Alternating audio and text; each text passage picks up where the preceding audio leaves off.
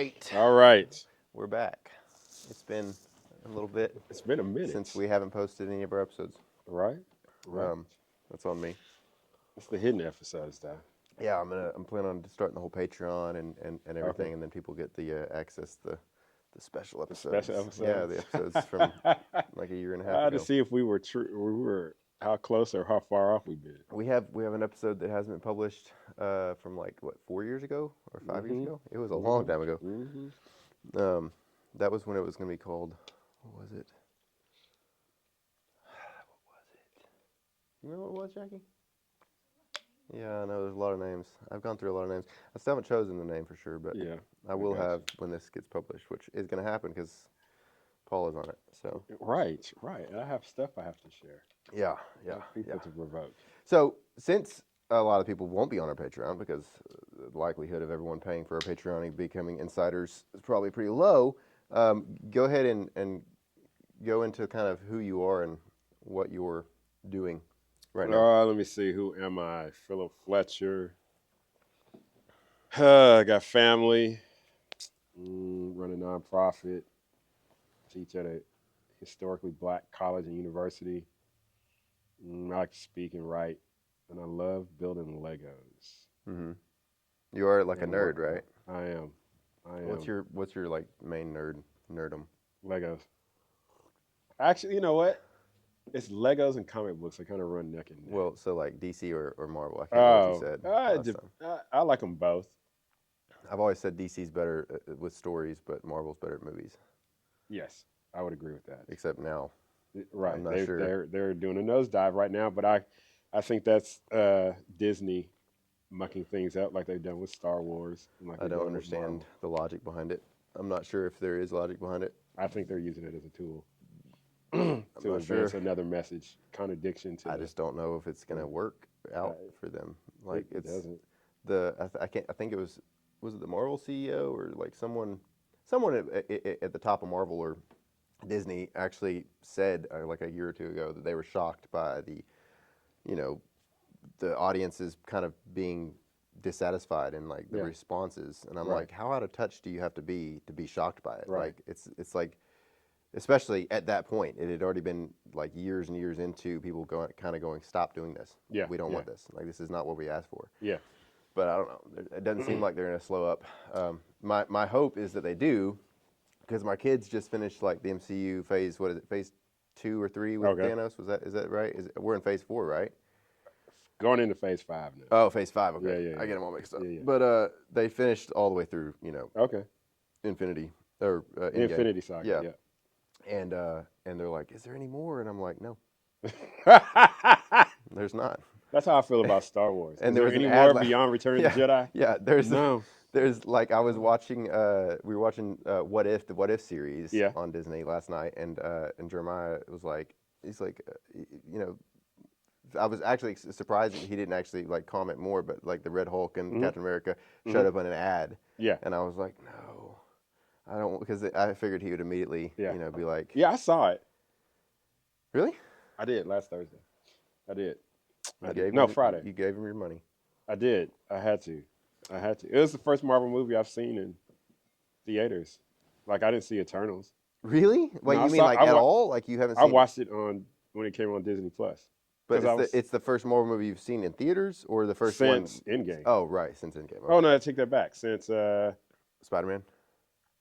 No, it's Doctor Strange's sequel. Oh, yeah. Multiverse of Madness. I watched that. And that was terrible. That was. It was rough. It was. So the last good Marvel movie was Spider-Man. No Way Home. Yeah, No Way Home. Yeah. That was spectacular. Was. So I did let them watch that, right? Because I was like, there is one more movie. It's not Avengers. I was like, but it's it's. Yeah. And I take that back. I saw Deadpool and Wolverine in theaters. Yes. That was funny. It was kind of what I expected. Yeah. It wasn't anything like amazing. It was an ode to Fox. You don't really You don't really look at Deadpool movies for story, but no. But it was entertaining. Yeah. It was. I think Ryan Reynolds being Ryan Reynolds. Mm-hmm. Yes.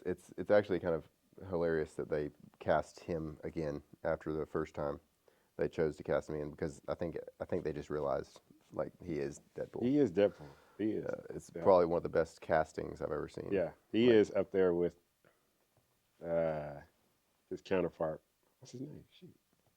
Plays Wolverine. Oh, Hugh Jackman. Hugh Jackman. Yeah, yeah. Yeah. There's just some people that are just born for that role. Oh, yeah. So for sure. it is.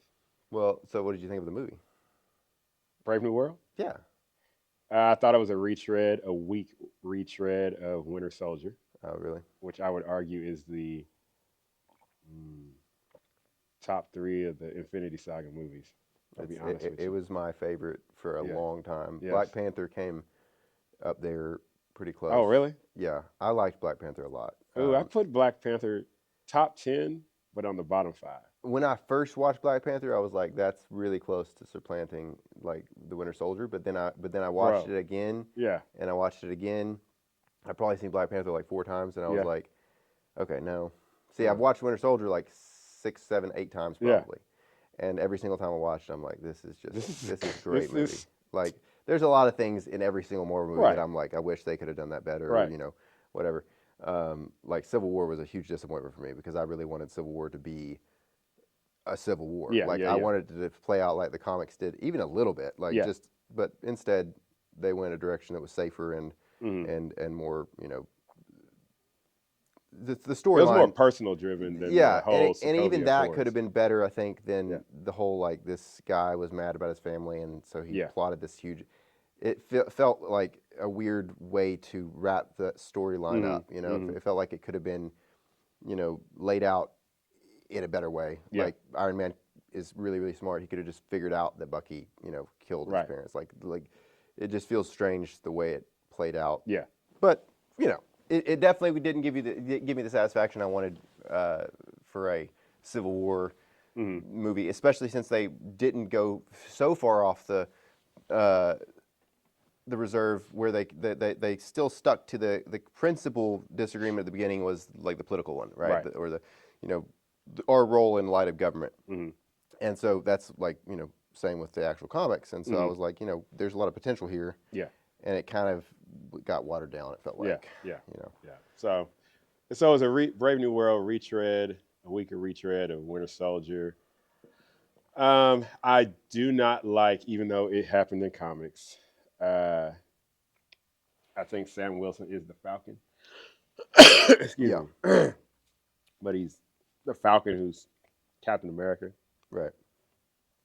Sorry. Now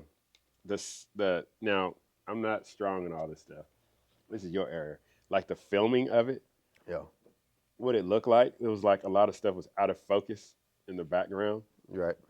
Whereas like the the actors, when they were primarily in the camera, you could see them, but there was a lot of out of focus type stuff, and that was weird for whatever reason. The whole thing about Sam having the serum. So, you got to suspend. It's comic books, right? So you got to be like, okay, could a normal human being in this world face up to the Red Hulk? Right. Now you don't have a comparison because like Steve Rogers, Captain America, never faced the Hulk. Right. Banner's Hulk. Right. The only thing you got is Hulk facing Thor, Hulk facing Thanos, Ironbuster, with Tony Stark, and he was giving it, right? So now you got a Red Hulk who's like, his rage, I would say, is a little bit higher than the Green Hulk's was, and Sam Wilson is just like, yeah.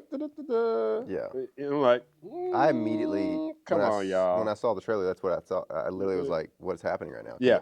Because I'm like, maybe they're just playing on like the audience. So like I was like, are they actually going to face off? Is this like a fake? Yeah. And then another trailer came out where it literally shows them both in frame, basically. And it's like clearly that they're facing off. And I'm like, what is he going to do? Yeah. Like, unless he got super soldier serum or something, maybe. But like as far as I know, he didn't. Don't tell me. Actually, I don't really care because. But I think the only thing I saw like looked like he had Wakandan technology. Yeah. Things like the absorption. Yeah. Of energy and whatnot. But it's like. But see, even even so, apples to apples or apples to oranges comparison.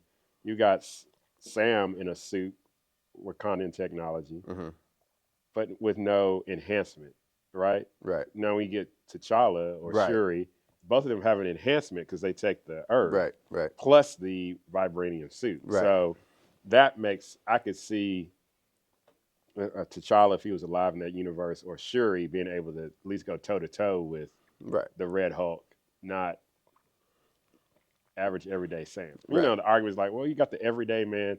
I'm glad that's the everyday man. So Right. then what you're telling me is, could Hawkeye go up against the Red Hulk then? Right, right. Yeah. Right, come on. Actually, I would probably I would say Hawkeye would probably He have a probably better a little bit chance yeah. because not only does he have better, I would say better strategy skills. Yeah. He has a lot more of an arsenal of things that could Yeah, potentially, exactly. like Batman, you know, Right. plot armor. Right. But yeah, I don't know. I'll probably watch it, but I'm not gonna pay to go watch it. No, Like, you know, I'll watch it refuse. again. I'll watch it again. I just Disney don't. Plus. I just don't understand why. They don't know what they're doing. I really did want Bucky to get the shield, if I'm being honest. Mhm. And I know it's gone both ways in the comics. I think Yeah. there's different storylines, but it just felt really weird. Like it felt like they teased it, right, with the scenes with Bucky. Yeah. Like they teased Held the it, shield and so and all it's that, like yeah. it felt like they kind of stole something that they kind of were like teasing Right. out, and it would be different if Bucky's like past and his like, you know, I think in the comics it shows his violent past a little bit more. Yeah. I mean, I know it shows like he kills people, but it's like there's this clear remorse. Yeah. Right? There's this clear like hatred of that version of himself. Yeah. And so in the MCU, I felt like it would have been totally fine for them Yeah. to have given him the I shield. mean, if there was going to be consistent, you know, post when Steve Rogers dies at the end of Civil War in the comics, Brightman, is the author, they make Bucky captain for a while until Steve is brought back through comic book resurrection. Right. But then, you know, you got two Captain Americas running around for a while. Then he gives it up. And it's not even until like later on. That's what I thought I read. Yeah, it's not because I read it right after. Right, when they do the whole world-ending event. I forgot what it was. And then eventually Sam becomes Captain America. So, Now, in the comics, is he enhanced? Like, does he get it? No. He did. Oh, wow. Yeah, I mean. So, it is what it is. I just wish, you know, there's like this big old debate. Like, so someone like me who's more of a traditionalist, can you honor the source material? Like, y'all got, I mean, decades of source material where you don't really need to come up with something new. You got to make some adjustments only because you can only get so much in a comic, out of a comic. But you know, the source material is there. You don't need to change people. You don't need to do all this kind of stuff that's being done nowadays. Just put it on film. Yeah. And let us see it. Yeah. You know, because if you look at the sales tell you the stories that did the best. Right. You know, so it'll be interesting to see with Doomsday and Secret Wars. Yeah, what that's going to look like. So I had so many people tell me, friends that were like, kind of, they're Marvel fans, right? But then when the MCU started, like, you know, putting all these characters and it was like, you know, developing this universe. I love that, right? Like I was ecstatic. Like I was like, this is what I've always wanted as a kid, where they all lived in the same universe and everything. Yeah. But there's a lot of people that were like, this is too much. There's shows, there's movies, there's, and it's like, and it's too much to keep up with. And now it's like, it feels like they've turned it up to 11. Like it feels like it's going, it really genuinely feels, because it's not only are there a lot of shows and storylines and shorts, shows, and movies. Right? The storylines are so convoluted and crazy, which again, you know, in comics, this isn't like far from comic reality, right? Yeah. Comics, I would say the storylines are a lot better in the comics, but they are really complex. But it's like, it feels really hard to keep up with, you know, okay, now we got time travel, we've got what is it called? Not the miniverse, but like, you know, the multiverse stuff. No, that too, the multiverse, and then the where Ant-Man goes. What's it called? The quantum realm. Quantum realm. Yeah. The quantum realm. And so you got all of these layers, and then you got this the Watcher, you know, over here, not necessarily probably going to be too involved necessarily, but I could see them pulling that in somehow. You got, like I said, the multiverse, and then you have what's the guy's name in Loki, the villain, the main guy, Kang. Yeah. So he's going to be throwing this whole thing for a loop. Yeah. Like it's not going to be like Thanos, where like we're building up to this normal. Yeah. Like I guarantee you, Kang will die countless times, and there'll Right. be another Kang. It's just going to be really complex. Yeah. I am excited to see if they decide to change direction and kind of right the ship, because I have this hope. I would like to say it's a theory, but it's really just a hope that they will start seeing, the results from Captain America, the new Captain America, and all these different movies that are coming out. I'm hoping that they go, okay, we need to change direction. Like this is not working. But if they do change direction, I am excited to see how they pull it all together. Yeah. I just don't think they'll ever come back to the greatness of the No, MCU. you can't. You can't. It's sad. It's sad. Yeah. What I would be thrilled to see is a version of that greatness in the DC universe. That's gonna be interesting. That may never happen, but I don't know about James Gunn. I'm not saying it's going to happen now, but I mean in the future when I'm like 40 years old, if they, decide to actually hire someone that knows what they're doing and get a good cast together, the DC universe to me is way better. Like as far as the characters and the storylines go, there's some great storylines in Marvel. Don't get me wrong, but I feel like the storylines in DC are more impactful. Yeah, philosophical. So you're a nerd who is also a professor. So tell me about that. Like, what drove you to get your doctorate, and what was the process there, and what is it? Let me see. So, got my PhD in organizational leadership. Okay. Emphasis on nonprofits and philosophy called personalism. Just briefly, it is the understanding of individuals. Humanity is a reflection of the Imago Dei, supreme personal being in God, and as such, that should pervade every aspect of life. All right, that's the boiled down version. So got my PhD. Obviously, hey, can you come talk? Can you come talk? Can you come talk? I'm like, sure, right? Guest UCA Hendrix, and then one of my former board members. She reached out to me. She was like, hey, I need some help down with a summer program teaching incoming freshmen, like a leadership class. I was like, yeah, I can do that, right? So I go down there for 6 weeks, talk about personal development, time management, how to be successful in university life. And then the dean reached out to me and was like, hey, can you teach philosophy? I was like, yeah.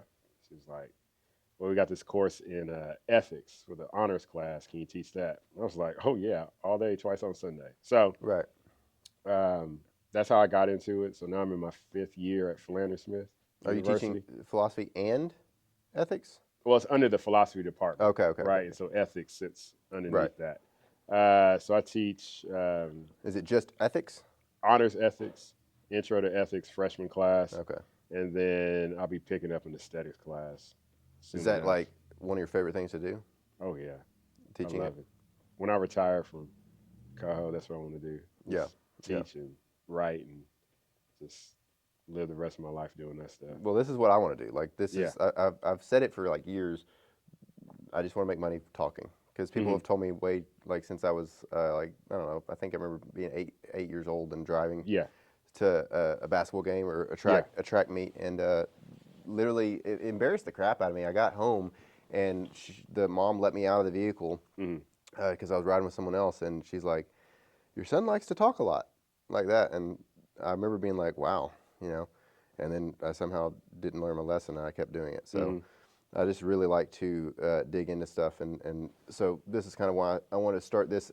One of the reasons I didn't is because I just kept on being like, it's not going to make money. It's not going to make money. I can't pour my time into that, right? I need to figure out something. I need to retire essentially before I start doing it. And then I'm like, well, I play video games. I do all these other kind of things. Like if I just cut some time away, maybe I can just start it now and see what happens. I mean, that's I know it's not the topic we're talking about, but even someone saying that to your parents or you hear an earshot or whatever. Yeah, it's interesting how we as adults and then when we become parents, right? We see our kids doing something that is creative or energizes them, and then we say, "Don't do that." Right. Or we need you not to do that. We need you to do this. Right. Right. And but the fact of the matter is, if you look at it nowadays, and the people that make money playing video games, I remember being told, you ain't gonna do anything about playing video games, right? Or even those that talk a lot in class and they get in trouble. But I bet if you look, probably some of the most impactful people that do speaking or things like that were probably told, you need to be quiet, or he gets in trouble, or she gets in trouble for talking a lot. So what would that look like? We have to set aside our own, what we're comfortable with, and look at our kid or kids and be like, how can I cultivate that so that they can be who it is they're supposed to be? Because you talk a lot for a reason. Right. And also like balancing that reality with like what Peterson talks about it, which is like, don't let your kids do things that make people resent them or you resent them for that. Yeah. And so it's like, I think that was the balance that was my parents struggled with was like, okay. And my dad, we both loved to argue and debate. Like that was one of the greatest things is my family loved to argue and debate. And on the surface level, especially back then, it was like, this is all great. Looking back now, I go, okay, I wish we had learned to moderate our tones and our demeanor to be a little bit more acceptable in society, which sounds like, oh no, be yourself. Like that sounds like the opposite of like what people, but the truth is there is a certain level of like moderation or temperament that can go a long ways, because what ended up happening is people would constantly tell me as an adult, like, why are you so angry? Why are you so upset? Why are you getting so animated? And I literally remember being like, I'm not angry. I'm not upset. Like, I'm genuinely just, I get really passionate. Yeah. And it comes out a certain way that people, and especially with the voice, my dad, I remember so many kids being like, your dad's voice is scary. And I kind of have his voice. I've been told the same. And so it's like this whole dynamic, I have to like be very, very mindful of like how I'm talking and like what facial expressions I'm making and stuff, because I do get really animated. And as a teenager, I was around a lot of people and we just had loose tongues. And so we were always like, digging at each other and stuff, but it was in love, but that translated over to a certain level of or a lack of care in my words whenever I would talk to people in debates, right? Like it became a temptation to be like, you're an idiot. Yeah. And it still is to this day, because whenever I'm arguing with someone and they seem to basically be making an argument that is idiotic, it's like, it's hard for me not to make the objective statement, not just as an insult, but like, that's idiotic, right? Like, or whatever it is, or that's illogical or whatever. Yeah. It's hard, but as I've listened to Peterson and as I've listened to a lot of different people, even Rogan, right? Like, they've taught me that one of the best ways to communicate and have those conversations and even convey those things is to do it by questions, right? Like, instead of telling someone that they're an idiot, maybe ask them questions that can kind of lead them down a pathway of understanding. Yeah. And the truth is, a lot of times I would call someone an idiot. It was just me not seeing their perspective, me not understanding what they actually were saying. And that's one of the things I remember. I still don't really implement it enough, but marriage counseling, we've all heard it, right? There's three things being said. I think it's three things, right? There's what you're saying, what you meant, what the person heard, right? I think that's like one of the most powerful things to teach kids, because I'm trying to work with my kids right now on those kind of concepts. Yeah. And because they struggle to communicate. They're like, they'll start telling a story, and I'm like, can you get to the point? Like, come on, guys. Yeah. I got you. My middle child, Ziva, she was telling me her dream, and she went on and on and on about this stuff. It was a nightmare, right? And and I'm like waiting for the nightmare part, and she's like giving all the backstory, and I'm like, darling, I want to go to bed. Like, let's get on with it. And she finally got to the nightmare part, and she's like, this is the scary part every time. And she was like, this is the scary part. And but it took a long time. But the truth is, that was just her way of like trying to share her experience. Right. And I think the parents struggle to be able to be present. That's something I'm constantly being aware of, but it's like, and I feel guilty about, but it's like I got to figure out a balance. But back to the topic though. For you started teaching there, right? And you've been doing that. How long you said now? 5 years now. 5 years. Okay. And you like that more than anything, basically, that you're doing, really. I I mean, like, you like obviously running the nonprofit, yeah, but yeah, yeah, it's a. yeah. But that scratches a different itch because Mhm. I have the opportunity to ask big questions and really delve into, obviously things about what is good, what is just, Yeah. what is right and wrong. What does that look like as it moves between different cultures? Yeah. Is there a universal right and wrong, or is it situational? Or is there ever a time where you have to set aside your own uh, personal happiness for the happiness of the larger group, utilitarianism, Hmm. right? So being able to engage in those different questions. And then one of the things I'm really finding is, especially among my freshman class, is answering the question why. Hmm. Because one of the things I tell them is uh, answers like I feel, Hmm. that we're not doing that here, Hmm. Hmm. right? I need you to use critical thinking, Hmm. be rational in the answer that you're giving, Right. and then anticipate that however you end is about to be a why again to Right. dig deeper. And I've had students be like, "Oh my gosh, can you just take the answer as it is?" I'm like, "No, because that's not how the world works." But more so, I want you to be able to really be able to. Now, this is Jordan Peterson, to be able to be precise in your thinking, Right. right? And I've And said in that your words. in your words, Yeah. right? And Yeah. in what you write, right? And Right. so, I've taken them through those exercises. You're gonna write it, and now we're gonna write it again. Yeah. Now write it again. Yeah. Is that what you meant to say? Right. This is what I heard you saying. Is that what you're saying? Well, no. Well, use better words than what it is that you're trying to articulate.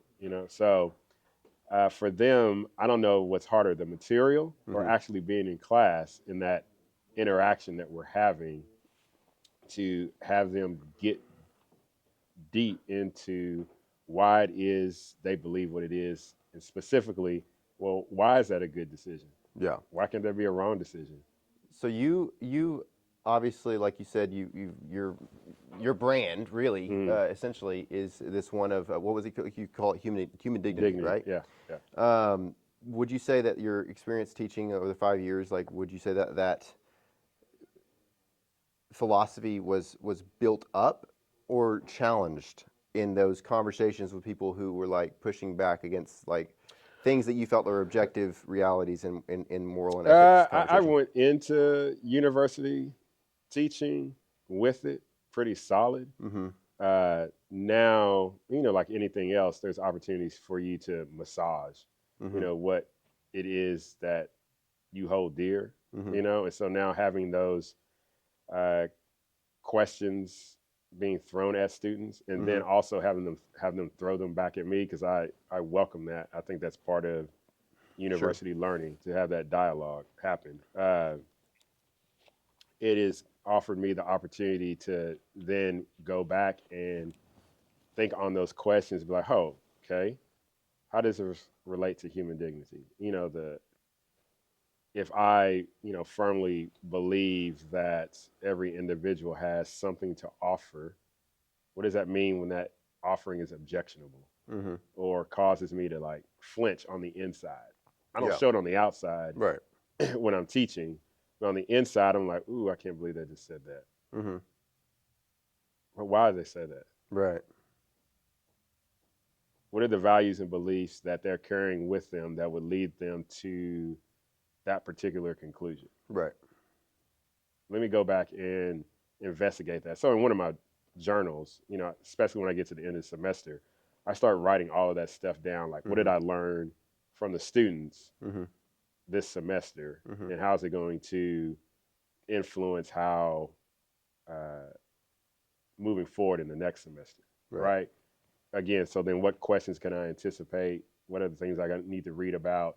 And again, then how does that impact my understanding of human dignity? Mm-hmm. And so I'm seeking to honor what each one of these, I got 17 students this semester, each one of these 17 students is bringing to the table, Mm-hmm. and then, you know, asking the challenging questions, because most times I play devil's advocate, Mm-hmm. and it causes a lot of angst with students. Yeah, because but it's so much fun. one of the final questions they asked, so Dr. Fletcher, what is it that you believe? I said, I'm never going to tell you. Right. And they're like, I was like, my role here is not to indoctrinate you into what Dr. Philip Fletcher believes. It is for me to lay out the information, teach you the skills for you to arrive at a particular argument or conclusion. Now, whether that argument and conclusion is idiotic or not, right, that's for another day. Right. I want you to develop those skills, but also know how to persuade, but also be persuadable. Yeah. You know. Yeah, a friend of mine, we were driving, and he was like talking about your post on Facebook, and he's like, "What is his deal?" He's like, "Why can't he make up his mind? Or why can't he just say, vote for Trump or vote for Biden? Like, why can't he just say what he thinks? Yeah. Like outright. What is it with all these like shades of questions and and you know? And I'm like, that's what he does. I was like, that's what we're all about. Is like we're about trying to get people to think and think rationally. Yeah. And that turns some people off because they just want it to be, no, I support this guy. They want to know that you're in their camp. Their camp. Yeah, exactly. And because if they don't, we've been trained in society, which is crazy to me. And I think it's more in Western society, but we've been trained to, if we don't know, right, we kind of have to create this distance, right? We can't be as close. We can't be as personable. We can't be as safe with the other person if we don't know. Yeah. And if we do know that they're not, even more so, right? We can build that wall and feel confident in our wall that we built. Yeah, I think there's a place for dogmatism. I'm very selective on the hills I'm willing to die on. Yeah. You know, so there's, like religiously, I mean, there's some hills I'm willing to die on. Like, there's a God, there's a resurrection. Right. You know, those things I'm like, we can go all day and twice on Sunday on that one, and you'll know exactly where I'm coming from.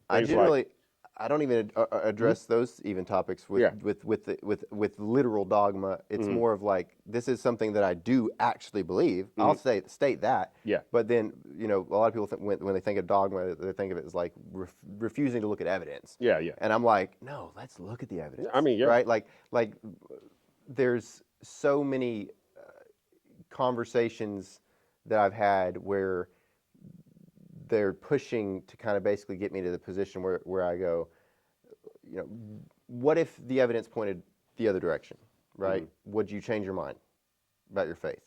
And I'm like, it hasn't. Right. So how about instead of asking me that question, why don't you ask yourself, since the evidence points in the direction, why are you not? Right, right. Where is your faith? So back to your faith, you mentioned the human dignity philosophy kind of was already ingrained before you started teaching 5 years ago. So when did that start? Well, first, I guess, were you like a lifelong Christian growing up in the faith kind of thing, or did you become a Christian My faith is more like you just grow up going to church. Right. Right. And it doesn't become your own until later on. Right. When the light bulb comes on. So the light bulb didn't come on to me till like senior year of college. So up to that point, high church, raised Anglican, went to school, Catholic school. I did not know that. I did not know you were raised Anglican. Yeah, raised Anglican. During the week, go to Catholic school. So I see all the, the differences in liturgy and all that kind of stuff. Don't Anglicans usually not get along with Catholics? Or am I wrong in that? Maybe it's... I mean... There's obviously similarities, but like, aren't they? I mean, historically, the king was like, "Peace out, Pope," because you won't give me with a divorce. Right. I won't. So fair enough. That's how you got the Church of England. But I think other than that, it's pretty neck and neck. I mean, there's some differences. Right. But my parents sent me and my sister to Catholic school for education, not for religious purposes. Right. So we got a great education. I think that's a lot has influenced who I am today, because I had nuns that made us memorize the preamble to the Constitution, the Bill of Rights, the Gettysburg Address, like all types of different things. But when I went to college, I was like, I'm a product of son, about to live it all up. Right. And that's what I was until my senior year, and came to faith in the Pentecostal church, Yeah. Church of God in Christ, Bishop Art Wooten, Moreno Valley, California, and then I've pretty much seen it all. Right. Yeah, and so. Did that faith like influence you to go into the military, or how far after No, college was living that? in California influenced me to go in the military. Really? Because it's too dang expensive. Right. You think it's Fair expensive? So it was one of those classic, like you didn't like Yeah, go. you got to make a decision. Yeah. We're gonna either. Yeah. I At got the time, me, my wife, and we had our son. It was ridiculous. So Yeah. you had to make a decision. So we entered the military. That's how we ended up here in Arkansas. Military? Yeah, like in 07, Okay. basically. So so the two things: human dignity. One, obviously, the Bible and Yeah, of course. scripture and all that, but then also just working with the poor and seeing that they have as much to bring to the table as anybody else does, regardless of their economic status or education status. And I just realized that, when you strip everything away, when Genesis 1:27 talks about let's make man and woman our image and likeness, that's the massive statement. Humanity of whoever it would be. And so it was only until, we put in these different classifications and boundaries and structure and things like that, that kind of masks the dignity and worth that's in every human being that's been put upon us by God. Right. So I just sought to be a fierce defender of that. So a lot of people, I think, if people are honest, have the opposite experience, right? Mm-hmm. Whenever they deal with people that are poor and lower class and homeless. Mm-hmm. So was that something that you had to like struggle against, that internal like frustration with like people that are addicts and people that are kind of so obviously there's plenty of people that are homeless and that are poor that are not there because of their own doing. Right. Definitely not in the sense that like a lot of people automatically assume in the middle class or upper class, but there also are some that are, right? And so was that a struggle? Did you feel that internal struggle of frustration and wanting to kind of slap somebody, so to speak? Not literally, but kind of the concept of being just so deadgum frustrated with someone who you help. Because my experience, the little bit that I've had, right, with some people that I helped that were either poor, lower class, or just struggled with addiction, was this continual, like, I just felt like nothing seemed to work. Like it never felt like I could get through to their to the part that, like you said, like have something to bring to the table, right? Yeah, I think the people I wanted to slap is people that actually had stuff. Oh yeah, the people that who got it all together, right? But how do I say this? Living in a small town and the number of people that I've met and heard their stories, whether it's in the trailer park, on the street, or in the more affluent side of town. And I've said this publicly, if you strip everything away, there's people who are more on the affluent side of town that look or sound no different than persons who are struggling in the poor side of town. Right. The thing is, a person who has more can hide their addiction better than the person who has very little to nothing. So I think a lot of times it's harder to help the individual who's got it all together because they can lean on other things without really having to face their problem unless the things that they have are taken away. Then you come see me. And then it becomes, oh, so you're not that much different than the individual who's walking the street strung out on something, or who just put their hands on their child or their loved one. Oh, you're not that different. So if we're not that different in terms of our problems, then we're not that different in terms of the foundation substantively, ontologically, of who we are, being made in the image and likeness of God. And so, yes, is there frustration when you're trying to help somebody who's at bottom? Yeah, there is. But I have equal frustration with those who are at the top, who have problems as well. And for both, it is a level of pride and not being able to humble oneself to say, hey, I can't do this on my own, Mm-hmm. right? But I also acknowledge that over the years I've acknowledged I'm not anybody's savior. You know, I have been afforded the skill to be able to marshal resources Mm-hmm. and marshal resources in terms of dollars, in terms of people, and those things around the table and be like, okay, so here on the table, like Legos, we Right. got this massive broken pieces, Mm-hmm. right? Okay, you can read a book, awesome. Oh, good. You can segregate different colors and shapes, good. Oh, you like to bring food to help us so that we can keep this thing going, good. All of these different people are bringing something to the table. Now let's all do this together, right? Everybody's bringing their thing, complementing our strengths and weaknesses so that we all can have something to celebrate. Mm-hmm. And then you can have something individually to celebrate. Oh, I did this with those other people, right? Yeah. But again, that is from my understanding, the reason that's able to be is because we reflect a Trinitarian God who said, let us do this. Right. Right. So let us do this in terms of creativity, in terms of creativity as it relates to problem solving, as in terms of maybe these are things we need to stop doing and start doing instead. Uh, and so, it's my hope, even as I come like on the downhill swing of all this, doing this stuff, that people would recognize that just because you have a lot, okay, that's God's blessing Right. that rained on you. Right.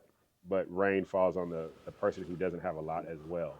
And so, what is it that we can do to make much of God and then make much of these mass of people that are just milling about on their daily lives trying to make it, Mm-hmm. And how is it that we can come alongside to support one another in that? What made you come out of the military, come to Arkansas, and then go, I'm going to start a nonprofit?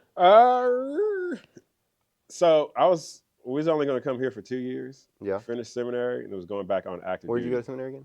Liberty. Yeah. Okay. So I was a captain at the time, just got back from Iraq in OIF 3.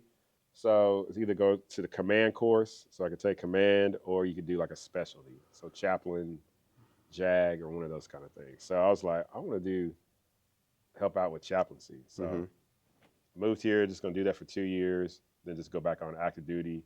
Goal is to be like 20, 25 years, just living military life. But Right. God had a different plan and started Coho. And did you just see like the community and have a heart for it? Like, what was the trigger? Do you remember like what? Just coming home from work one day. Yeah. And made it right on the street called Robbins. And yeah. God impressed upon my heart. I'm supposed to come back here and help these people. That's crazy.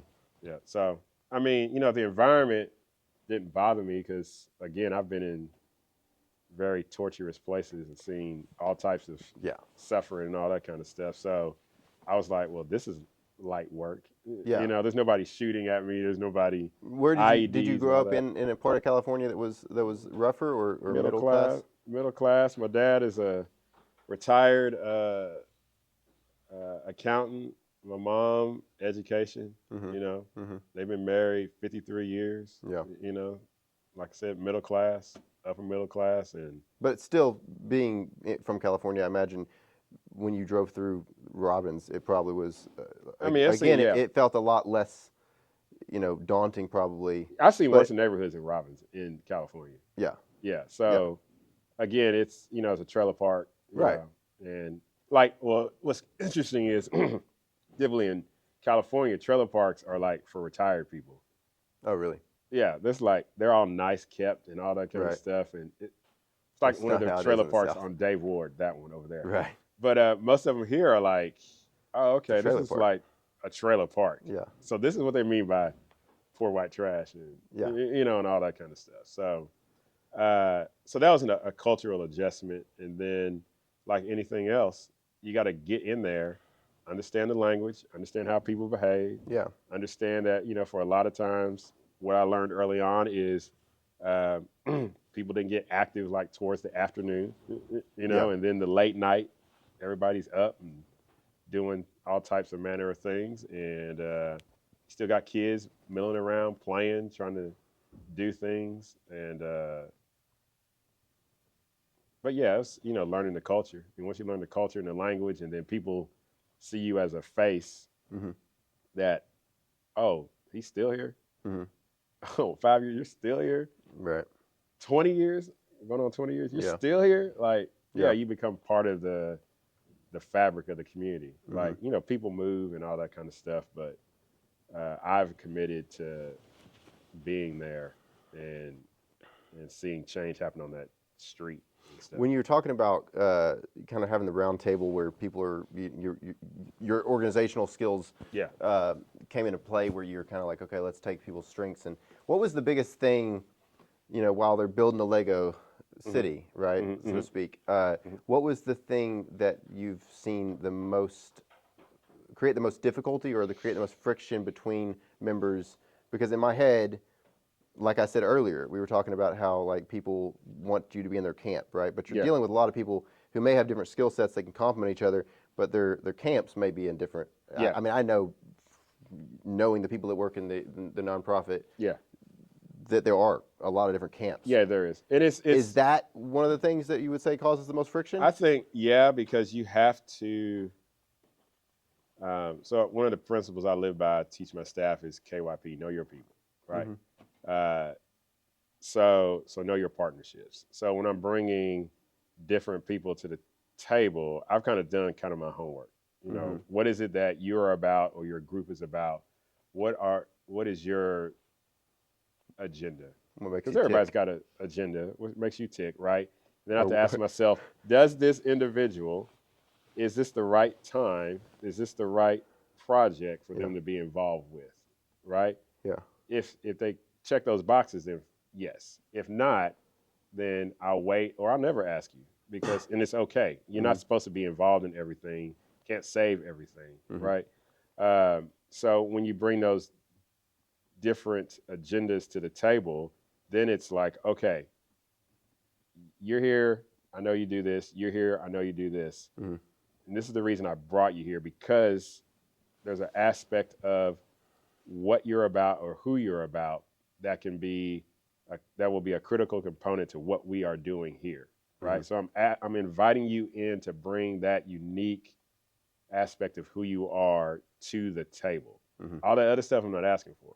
I'm asking for this one specific thing. So for that individual or group, they understand, oh, I'm gonna be a valuable contributor to what is going on here.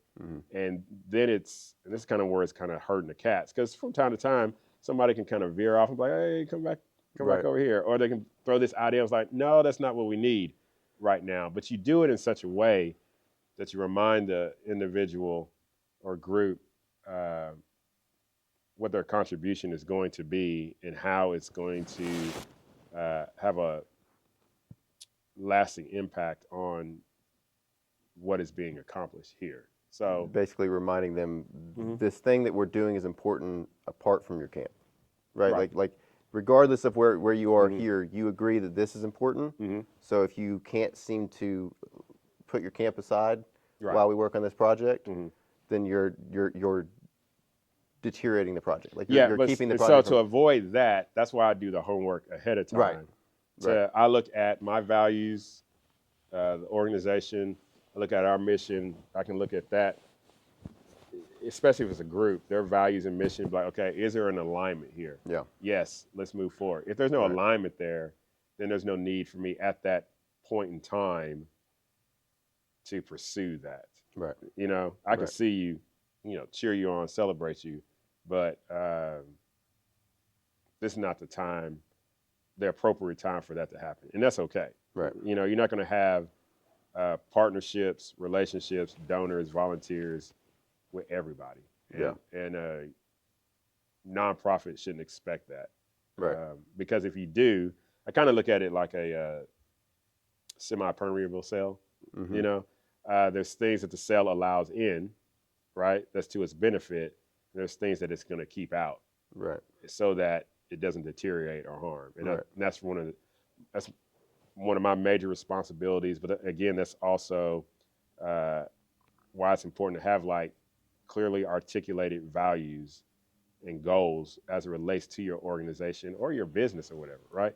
So that you can know who you want to do business with, and making sure that you don't have somebody come in there, an individual or a group that could actually do harm to your organization over the long term.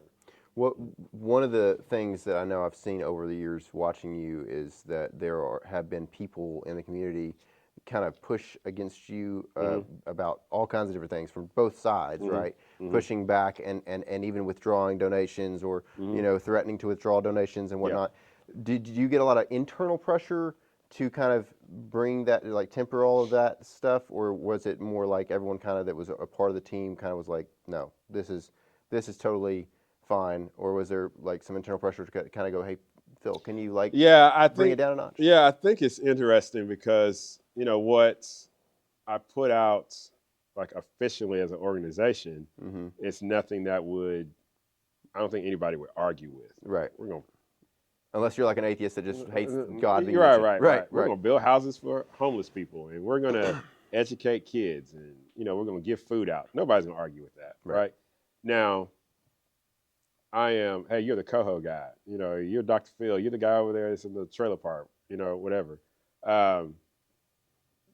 Especially on social media, when I put out the questions and all that kind of stuff, and people don't get the direct answer they want, or it steps on their toes. On one year, I could step on some people who tend more to the left. Right. Another year, I could step on toes that tend more to the right. Right. And sometimes it's the same. Sometimes it's the same ones. Right. And those individuals, like you said, withdrawal, and that's, everybody has, people are going to support for the reason they support. Right. It does cause me to question. So, is the reason you support it because you think I think like you? Right. Is the reason you support it because you believe I was supposed to toe some particular line on the basis of some political reason, or, and this is happening because of my skin color? You're making an assumption, right? And it's not because of, we're trying to house people, feed people, all that kind of stuff, right? Because the money's not coming to Philip to do whatever, buy Legos. The money is going to the organization to do these particular things. Right. So can you divorce the two, if you will? And people can't. They see me, and I get it. I mean, people don't go to Target to support what Target believes in. But when Target says something that they don't believe in, suddenly people go, I don't want to go to Target anymore. Right. So I would say there's probably a lot of people that like supported the mission at its root, but the mission wasn't bigger than their camp. Right. Yeah. So so like the internal pressures, I've had probably one board discussion in my 18 years when it was like, can you roll it back a little bit? Right. And I was like, okay, I can do that. Was this during COVID? or BLM? It was before that, surprisingly. I was going all in on during COVID. Right. I mean, actually, people was more thankful for me because I sat time like going through all these freaking bills, and people was like, oh, I didn't know that. Thank you. Whatever. So it was before that. And there's times where I do look at the larger thing that's going on. So like when we was raising money for Hope Village, like heavy on, there's some things I rolled back on because I'm trying to get this done. Right. And I need every dollar from every side, from whatever belief system, whatever, to get it done. Right. And I made a utilitarian decision. Right. For the greater good, which in that case was building Hope Village. Now, there's other times where I'm completely leaning on who it is that I want to be as an individual, as a person, right? So now I'm talking about virtue ethics, where, hey, I'm about to talk about this. Y'all wrong. Right. City, you're wrong. State, you're wrong. Particular political position or religious, you're wrong on this, right? And I camp out on that, and it's interesting how... Sorry, I don't understand.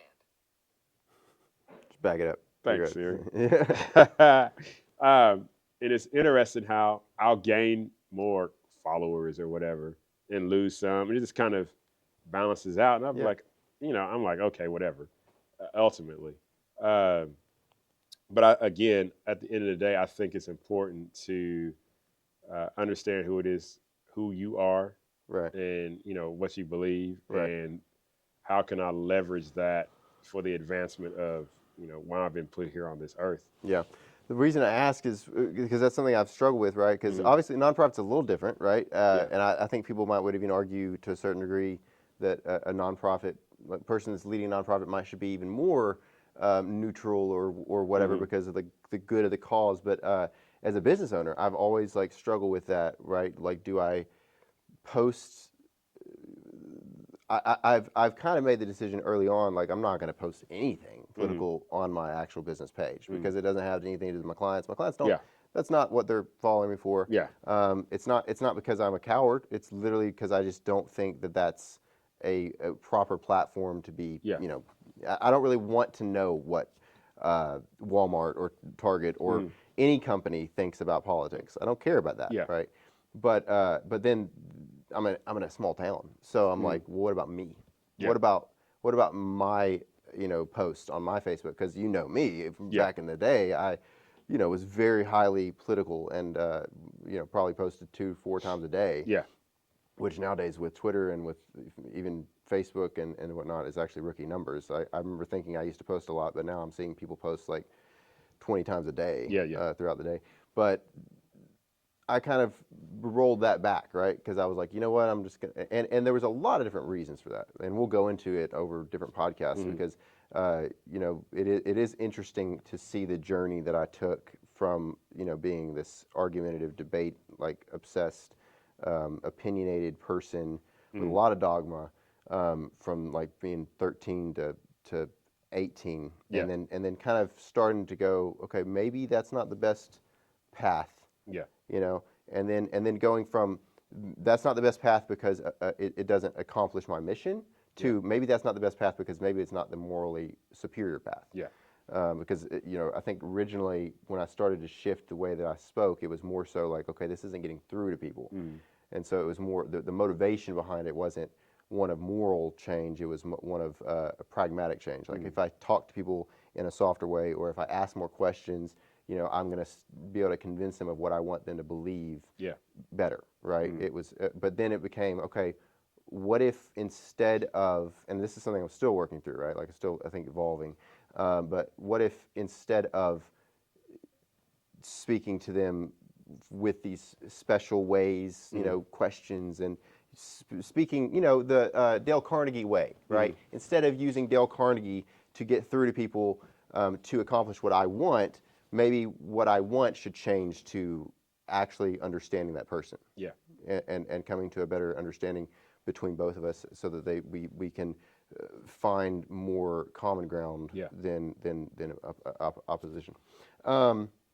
But yeah, it's been a struggle because I really do like to post some things here and there, and Mm-hmm. like there's things that I feel like need to be said, and there have been a lot of people over the years that have actually told me they appreciate Yeah.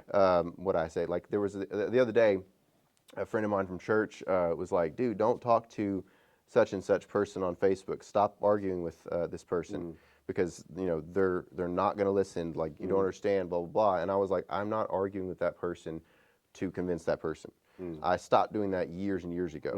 Mm-hmm. The only reason I still have discussions and debates on Facebook and on social media is because I have been told a few times, and so my assumption is that since I've been told a few times, there's probably more than a few that Right. have had this same Yeah. experience.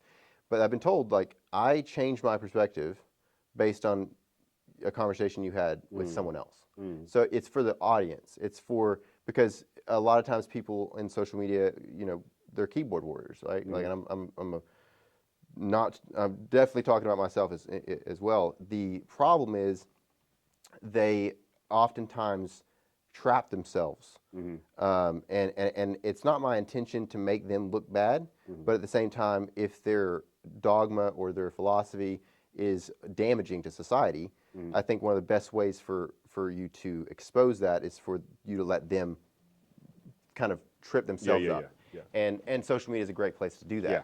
And so the part of me is like, is that the right way to do it? Like Lex Friedman was on Joe Rogan's podcast recently, and he was talking about how despicable, basically, Piers Morgan's show is, and how it's, Piers Morgan has the show where they're like basically yelling at each other, and it's kind of they called it like the Jerry Springer of that style of media, right? And that's kind of what it's become, right? Not every single episode's like that, and there's plenty of great moments, and Piers Morgan is a good interviewer, and he has a lot of great characteristics, but he does lean into sensationalism a little bit, and he leans into this kind of style of argumentation. He picks guests on purpose that are going to be a certain way, and it creates this environment for just argument. And so part of me is like, that's bad, right? Like Lex Fridman, I'm kind of with him. He's like, this is pissing me off. Yeah. Like, this is really angering me to watch. And Joe Rogan's like, I love it, Yeah. Like, and then part of me is like Rogan, like where it's like, I love it. But the reason I love it isn't just because it's entertaining or because, you get to see the logical person destroy the person who's not logical. It's because the impact of that can be really great, right? If you see someone who you really respect get destroyed logically, it can plant a seed of going, maybe I shouldn't worship that person's perspective. But there's also a lot to say about human dignity and the respect level being so low in those kind of conversations that maybe it's not worth it to speak to people that way. Maybe it's not worth the potential merit or potential gain to have a 30-second clip that makes someone look like a fool. Maybe it's better to do what Lex Fridman talks about, which is like, he was specifically talking about this one interview where there was like 4 people, and they were talking about what's the guy's name that just got appointed for he's had all the affairs, what's his name, Trump appointed him for some huge position, and he denied it at first. He was a senator, I believe. I'm completely drawing a blank.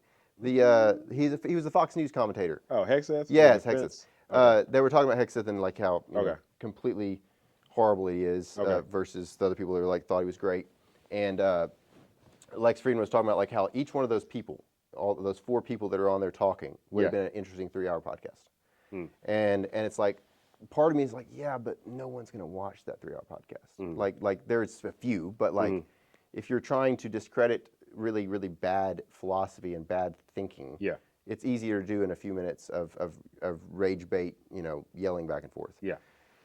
And so it's like, how do you balance that? So what are your thoughts, like really, objectively, if you think about the people who you've seen having those kind of Piers Morgan style debates where they're just kind of yelling back and forth, and even if they're making good points to some degree, the environment clearly is one of like clickbait and like, can we take a small segment and make this a viral clip that makes this person look smart or this person look stupid? Tucker Carlson does it all the time, right? So like, do you think that is just something that should be avoided at all costs? Or do you think that there is some merit, or do you think it's kind of a balance? I think there's some merit to it. What I think about is the Jubilee. Have you seen those discussions where you got 1 versus I love 25? So, although the 1 versus 25, I think is less great than the isn't it Jubilee that also does the 2 sets? Yeah. I think I like how it started with the 2 sets more so than the people running to the chair one. Because the running to the chair one, the ones I've seen, sometimes I don't think people are trying to hear each other at all. It's just a talk over one another. It is let me try to own this guy, especially when they've had Charlie Kirk on there, Ben Shapiro, some others. Yeah. I feel like there's a level of hubris that's going on that's just ridiculous for the people that's trying to get in the chair and say, see, I got you. Yeah. But you just talked over them the whole time. Yeah. It wasn't a discussion. You see their hands popping up, and it actually, like, it looks exactly like what like I've learned recently. Peterson talks about it, I think, a little bit in the chapter, talking about like listen to someone as if they know something you don't. I think that it shows that all those people around this circle are generally not listening. Right. They're looking for an opportunity to say something that they want to say. Yeah. Right. Like they already are looking for a moment that the person in the chair says something that can lead them into a segue where they can say their bit. Right. Yeah. It's not a conversation where you're trying to understand the other person's perspective at all. Yeah. It's one where you're trying to force the other person to acknowledge your perspective. Yeah. And so I don't think it was as healthy as and I don't know if it feels like it's recent to me because I don't think I've only seen them over the past year or so. Maybe they were around before, but I know that the two sets have been around for years with the two chairs or the four, I think it's 3 or 4 chairs on each side. I like that. I also liked it where they would like ask questions and only the people that agreed with those statements would come forward and whatnot. That whole dynamic I think was really good. Yeah. Mary McClendon, you know, Mary McClendon, or Watara now. She had kind of tossed around the idea of creating something like that for specifically to kind of help with cultural diversity or racial diversity and stuff, and trying to like help people see those perspectives and whatnot. It's still something that I'm toying with in the future. Like I want to develop this out into a lot of different things, right? Like I have a lot of different concepts and ideas for types of media. I think that Jubilee and channels like that have really turned the narrative on its head of what social media and YouTube was beforehand. Beforehand, there was a few good podcasts, but they were very hard to get people to watch. And now you've got like millions of people watching these videos. And not that... But I guess my thing is, you may have people watching them, but are we learning and hearing? Are we hearing and learning from one another? So that's where it loses me. I guess the first format of Jubilee, where it had the smaller people were talking and hearing one another, each other out, I felt that was more productive than the one verses. Because when I watched the one verses, I'm like, okay, so what? Yeah. So what? Did anybody's mind get changed? Right. Or did they look at what they held and was like, you know what? I need to go back and revisit my argument again. Versus I feel as if that smaller setting where, you've got the opposing views, if you will, where people are more not yelling at each other, but talking to one another, that creates a better environment for some type of difference to occur on both sides. I watched the latter. I think about my younger days versus the former. That's like, oh, that's where I think we need to be. I think the temperature is so high up. People on all sides just think they know it all. And I'm like, no, you don't. I don't know it all. Right. I'm trying to learn. Like, can you shut your cake hole for a second? Yeah. And like really listen to what it is that I'm saying or what she's saying. And can you admit anything about what they're saying is right? Can you admit that, like, it's kind of a segue, if you will. It's kind of like the Doge thing that's going on, right? They're freaking wasting our money. Can you admit that? Right. Regardless of who the president is, and regardless who he's deputized to do all this stuff, can you admit objectively that all of our money is being wasted? Yeah. And they're about to come back and ask you for more. Yeah. The fraud. Yeah. We can get to the specifics about what needs to be maintained. Right. Whether or not they should use a scalpel instead of a butcher knife. What needs to be maintained, what needs to be done away with, and then what needs to be adjusted so they can be more efficient. We can get to that. Yeah. But before we get to that, let's first admit there's a problem. Right. Admit that you got some ailment in your body. Then we can get into how to properly address that ailment. Because if you got an ailment, up in your shoulder, I'm not asking you to cut off your foot. Yeah. There's something going on in your shoulder right now, and we need to address that with appropriate medication, tools and stuff. But that's a prime example right now.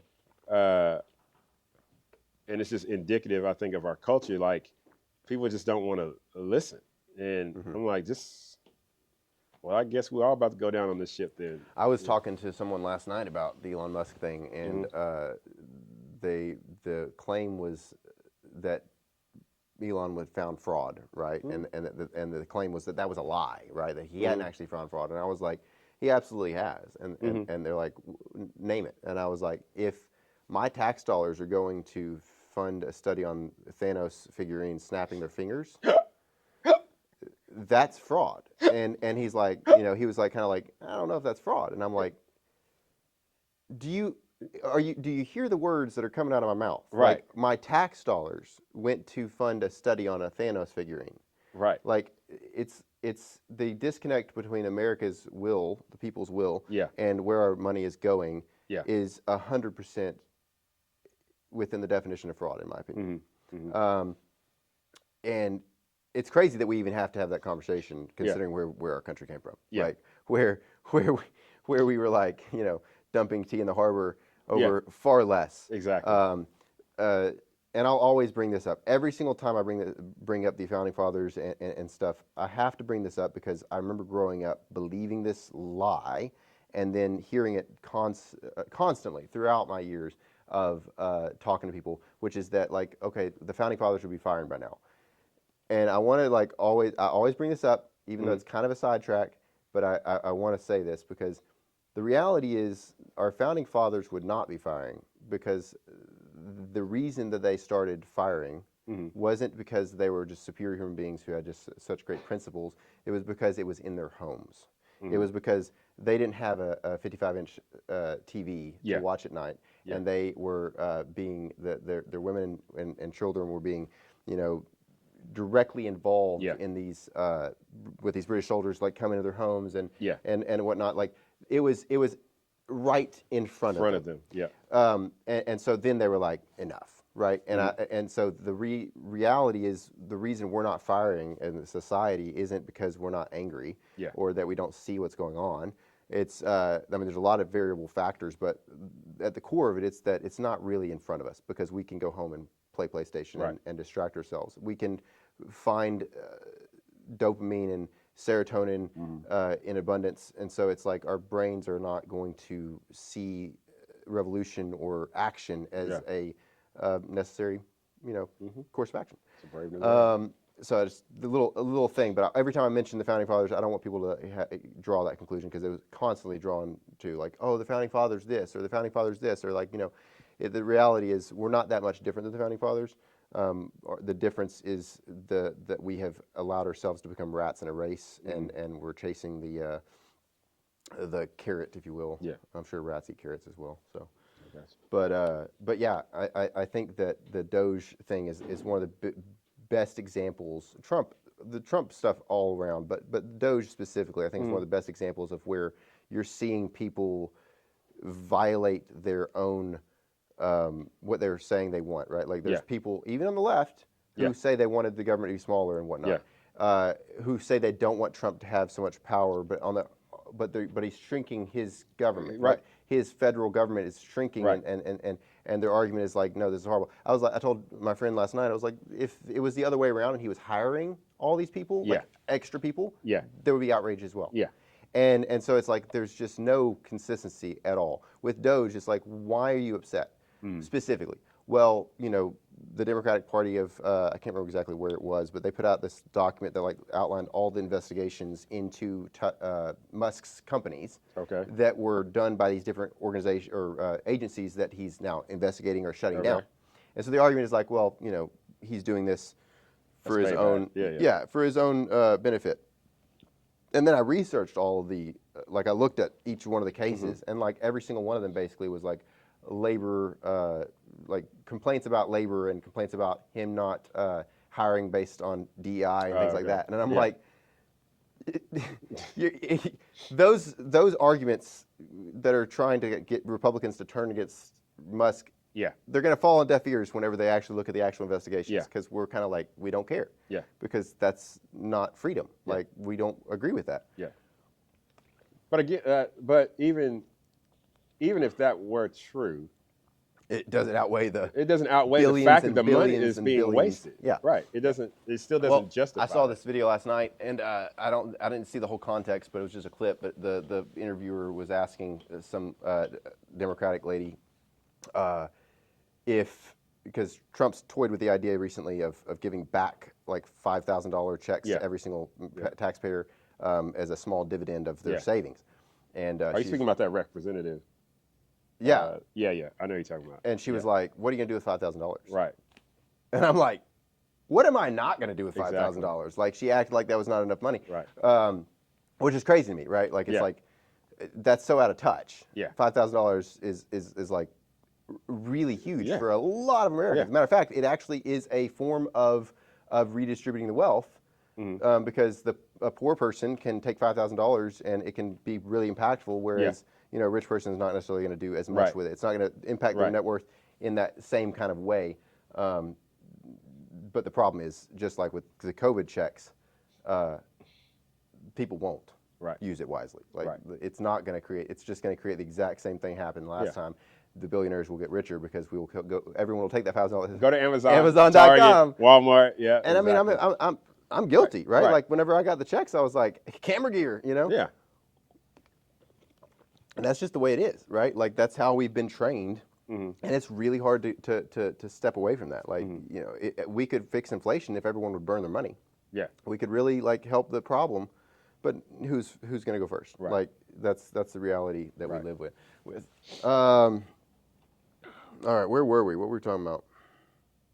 Doge. And I seriously did think about calling the podcast something to do with ADHD. Because of the fact that, like, I do rabbit trail a lot. Like, you'll be talking and I'm like focused on what you're saying, and then I'm like, I had something else that I wanted to say to like follow it up, and I'm like, I lose myself all the time. Yeah, I'm right there. Well, I've been doing good. I've been doing good so far, but like there's been moments where I'm like, I have to stop thinking about what you're saying for a second, just remember what I was going to say next. I think it's a struggle. That's what I was talking about. I'm paying attention. You probably, I don't know. You may want to keep this. This is that real stuff. So, like, your conversation style and how you talk. Like, I don't think this podcast works if you're trying to do point 1, 2, 3. Right. Like, just talk. Right. And I think it's incumbent on me to pay attention to where you're talking and what you're talking about, and then that's where the conversation goes. Now, since it's your podcast, and if you say, now let's get back to the thing. Right. Then okay, we'll follow you back. But wherever your mind is taking you and what you want to talk about, then I thought about calling it the rabbit trail. I mean, it could or be something, And then let's just take the journey, and that's where it is. Yeah. Well, it's a work in progress, because I have gotten better, right? Like, used to, I would have interrupted you constantly. And one of the main things I told myself from last year, whenever I first started this, I was like, I want this to be an opportunity for growth for me. While I do love to talk, and while I do love like the concept of having a podcast, not for my own like fame or anything like that, I genuinely just love to have conversations. And I've had so many conversations where I'm like, I wish other people could hear this. And so that's kind of the backbone of why I want to do it. But I really wanted to challenge myself to listen more and to ask more questions and to be the interviewer, like to kind of let rabbit trails happen, but like to really be trying to like get to know the person and the person's perspective on things, instead of just giving my little anecdotes and my little opinions on things. As much as I love to do those things, there may be different avenues or different outlets that I might do. Like like I told you earlier, I have a lot of different ideas for these, for kind of this brand, right? Because I want to grow it into like multiple different types of content. And one of the things, this is a great segue actually. One of the things that I want to do, and I have not worked it out, like I have not smoothed out the edges and figured out exactly how this all plays out, but I want to have a probably mini podcast where I have a discussion / debate with AI. Okay. So I don't know if you know ChatGPT, much about ChatGPT. I'm familiar with it. Are you familiar with what it's able to do now with like the voice, the natural voice and stuff? No. So I'll give you an example just off the cuff. Okay. So I'm in my podcast with Dr. Phil Fletcher. He is the director of Coho, City of Hope Outreaches in Conway, Arkansas. And I want to demonstrate for him and for the podcast audience what you can do and how we can have a conversation that's pretty organic. That sounds like a great opportunity. What specific topics or questions do you want to cover in your conversation with Dr. Fletcher? This can help keep it natural and engaging. So instead of discussing that, I want you to actually just have a conversation with me about, let's say, the political atmosphere right now in America? Sure. The political atmosphere in America is pretty charged right now. What aspect of it do you find most interesting or concerning?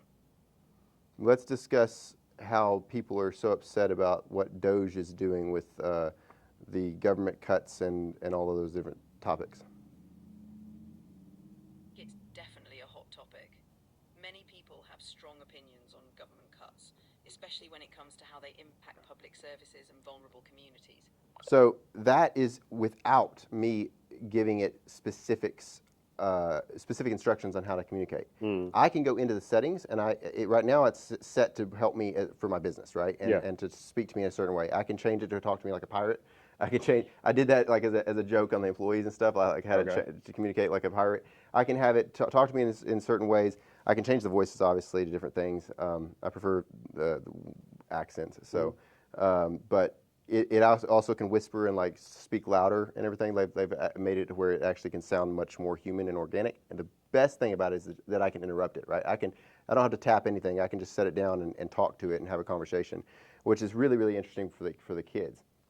Because the kids literally will sit down and just have a conversation about stuff. Yeah. And the other day they were talking about, I think, the historical nature of something, and then something came up about Jesus or David and Goliath or something like that, and then ChatGPT was kind of pushing back and going, that's religious text, so like we don't necessarily consider that historically, valid. And I was like, okay, so what do you? And I like just started talking to ChatGPT. I was like, so what do you use to like categorize something as historically accurate or historically, valid, right? And it would like lay out, and I was like, so what about those criteria does the Bible and the accounts of Jesus, for example, how does that not meet that criteria? And it was like, okay, you have a good point, right? Like you can kind of work it. Now, it definitely has a lean towards what you're wanting it to say. If you phrase a question a certain way, it's going to answer it according to kind of, it's going to, like if it knows in the details of what I've set it to, like if I say I'm conservative, right, it's going to answer me according to what I want it to say. But whenever I create the version, like I won't be using this specific one, but I'll be using one that is a separate pro account, which lets you have the for Omni. I believe it's Omni. Or no, that's something else. There's one that like uses more logic and reason. Like it takes a little longer to respond and whatnot, but it uses more logic and reason. It's supposed to be better at actually thinking outside the box. But I thought about creating like a little mini series where I had a discussion, and on the surface it's like that's just stupid. But then a part of me is like, from a marketing perspective, it's not been done that I know of, and it definitely will be in the future. There will be types of content, and it's not to like make the AI like feel human or whatever. It's more so to kind of have this mirror conversationalist that can kind of prod the conversation forward in helpful ways, and I can tell it like be challenging, like challenge what I'm saying, and challenge, so I can frame it a certain way. Those kind of things I think will be a better avenue for me to talk more. Okay. Because I can interrupt it and it's an AI. Hopefully I don't offend it and it doesn't kill me later. But what are your thoughts? Do you feel like you still have the same opinion about AI? Well, I do maintain. I mean, my paranoia. No. Or skepticism, because I think we're at a place right now where, what I see in the university setting. Where the ability simply to write and articulate an idea is very weak right now. And now introducing a artificial intelligence that could essentially do it for you, right? I think is not helpful. I mean, we got, in faculty type seminars and meetings, how you can use AI to develop syllabuses and lesson plans and so on and so forth. But again, I think that takes away from the ability of someone like myself, if I were to engage in that, to really dig into the material and be like, this is what I want to offer to my students so that they can be equipped to do whatever it is as it relates to their major, but then more importantly, when they leave this institution, how they're going to function in the real world. You know, do I think it has a place as a supportive role in some spheres of society, vocations? I think so. Mm-hmm. I probably, for me as a philosopher, idea interrogator, questions and all that, I think before turning to something like a chat GPT or whatever, you got to do a lot of that hard work first. You know, I find I'm going to say this with like not a great deal of belief in what I'm saying, but like kind of where I lean. I find the skepticism around its ability to formulate helpful discourse or thoughts a little bit unfounded, because I've experienced it. Now, it's taking its training and it's creating a conclusion based on the way the algorithm works, essentially, right? But what it's training is trained on is an enormous amount of like works by philosophers and real human beings. And so it's taking logic and an algorithm, a logical algorithm essentially, of like what word should come next. Each word that it spits out is like just an algorithmic like response. And it sounds like, okay, this is a horrible thing and it's a horrible replacement for human thought. The thing is, it is spitting out true things that are really, really well thought out a lot of times. Not always. It's not perfect, but you can see that you could imagine in the future it being very good, especially specialized LLMs, large language models, like AIs, right? So like Peterson's training one right now for on like the Bible, I think, and a lot of huge, like massive library of really, really important books. That's amazing to me, right? Like imagine if you wanted to learn philosophy and like you could train it on every single book of philosophy, and then kind of give it an unbiased, objective, let's say we could kind of create an algorithmic reality. Let's say we could create an algorithmic reality where it really comes to its own conclusion, so to speak. I could see that being really, really interesting for society to kind of grapple with, right? Like dealing with those questions. And I don't disagree with you though, as far as like in schools and whatnot, like it's going to cripple. It's going to create, what's the word? Atrophy in people's abilities to articulate themselves and whatnot. There is something to potentially say about if you were to like as a teacher use it carefully. For example, the competitor to OpenAI that just rocked the entire economy about a little less than a month ago, I think. I can't remember the name of it. But it's a Chinese app that was developed with like I think it was 1/10 of the money, and it's faster and actually better than ChatGPT in a lot of different like models, which literally like NVIDIA, the company, lost like $1 billion or something. I can't remember. It lost so much. It was the most a company's lost in a single day in the history of the stock market. So it's called DeepSeek. So DeepSeek AI is really fascinating because it actually shows the AI's thoughts before it spits out its response. So you actually get to track its thoughts. It's like, okay, so the user is asking, this. They could mean this, but they also could mean this. Let's use the context of like what we think, and then we're going to and it literally lays it out. So it could actually be potentially useful, especially if you trained it to specifically lay it out in a way that could be teachable to actually help people learn how to communicate, right? Like I could see it being actually a useful tool, but students would have to like actually read that part instead of skipping straight to the answer that they could use to win or pass the quiz or whatever. And the reality is human beings are lazy, so we're going to naturally probably abuse it in the wrong way, and it's going to cause atrophy. So I see that as a huge negative, but I see people who use it carefully, like Peterson seems to be, as also potentially making great headway in articulating concepts that were previously really hard to kind of get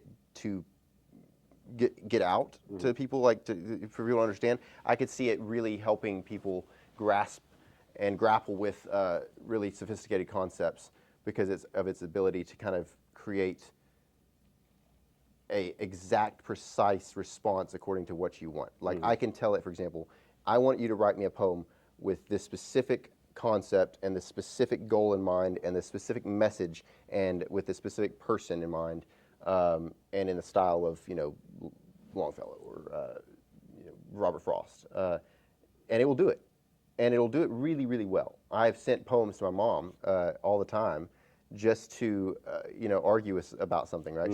She was arguing about tattoos, and I literally just used ChatGPT to respond the whole time because I was tired and I was driving, and I was like, I'm not gonna deal with this. So I would just ChatGPT, and I would say, okay, so I want you to write a poem from a Christian perspective on why it's not healthy to view people as less if they have tattoos, and use this style and so forth, and it would do it, and I would send it to her, and she was like, it was impactful. She would admit the impact it had and the truth that it was there. She still would push back, but I find that really interesting, and that's just where we're at now. But did she push back on you? Or did she push back on the AI? I framed the structure of what the poem would be to give it the exact response that I like. Like it's what I would have written if I had spent like 10 hours, so to speak. It might not be exactly the same, but it's like when when you read Peterson and you're like, that's what I already thought, but I never was able to articulate it. That's kind of how AI seems to be. If you're even moderately articulate, you can gear it to give you a really articulate answer of what you wanted to say. Like, for example, I've responded to comments on Facebook before where I'm like, I don't feel like doing all the research on the specific thing. Research the stats, stuff that's more objective and easier to research. There are certain things, modern stuff. So when you're talking about, in the form of like a Google or something like that, I could see the benefit of it. I think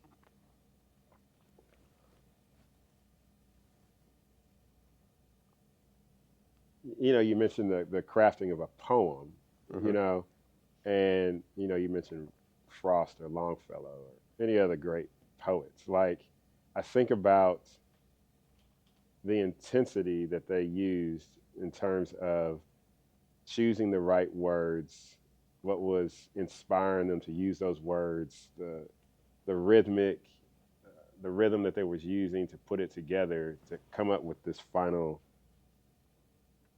piece of artwork. Yeah. Right? And I feel as if now it would become, okay, I want this color, I want this iambic pentameter, I want, these words, give me something.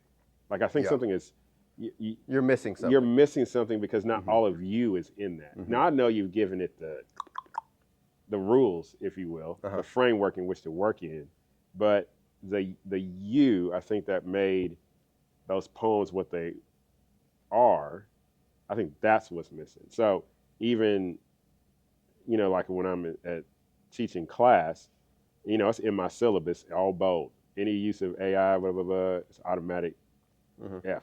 I put that right there with plagiarism. Right. Right? Right. One of the things I'm finding, though, and I'm about to flex a little bit, is do I shift back to real old school? I'm not going to have you write papers at home. You're going to write a paper in class. Right. Now I got to get around handwriting and all that kind of stuff and all that kind of stuff. But I need to know, especially like when it comes to ethics, why do you think it's good? Why do you think it's wrong? Because there's going to come a point when you're out there in the real world, you can't pull up ChatGPT real quick and be like, should I act in this situation with a kid running out there in the middle of the street or not? Right. I need you to act, but at least articulate, do you know why it is that you're acting and why you're that's going to be a good or a bad decision? And so I think it has its place, right? Again, I'm persuadable. I think In some areas, this is me speaking as an academician, I think it can go a little too far. Oh yeah. And we need to put some guardrails in. So you know Peterson, how Peterson talks about the collective thought essentially, or the collective reality that we, for example, he talks about the Old Testament, I think, and the Cain and Abel story, maybe specifically, being kind of collectively written. Yeah. Or and he doesn't mean literally. He means that as a society, just like with Robert Frost and different great works, whether it's paintings or poems or whatever, we have kind of collectively gone, these things are true, right? These things are worthwhile. These things are beautiful. These things are, and so we've created some level of objective realities or objective truths or objective beauty. There's a reason certain things in certain cultures are considered beautiful and certain cultures is not, and so forth and so on, because of that collective culture's truth. So in that sense, I'm kind of playing devil's advocate here. I totally understand and agree with the risk. But if it's trained on that collective, truth, and it has this ability to kind of take what you do give it. Again, if you're a really inarticulate person and you're using ChatGPT, it's going to come out with some really great responses that you don't necessarily actually agree with and you didn't actually think of. I find that whenever I talk to it, I prefer to kind of just sit there and talk for a while. I'll sit there and kind of, lay out like a big paragraph of like what my thoughts are, and then I'm like, can you like put that into a way that's nice and not mean and whatever, and so it eliminates, and usually I don't like copy and paste it. I take it and I'm like, okay, this I like, this I really like, this I don't like, and if I'm doing like, a student, for example, would probably like do that, and they would be like, oh, okay, assuming that they have any level of like integrity at all. They're using AI, so they don't have a lot, but let's just say that they have some. They're probably going to like try to kind of vet it for what they actually believe, if they have actual knowledge of what they believe. And that's what's going to happen, I think. Like, again, there's this dynamic of what is just going to happen and what is good, right? Like, I know it's, as far as I can tell, it's going to happen. Like, it's going to be a reality and a norm. And so part of me is like, what's the term? There's a term for like, it doesn't really matter what is right and wrong on this. It's more of like, how do we deal with what is? And so part of me is just like, we really should just focus on like, how do we maximize the good of the bad, or of the potential bad that will come with AI.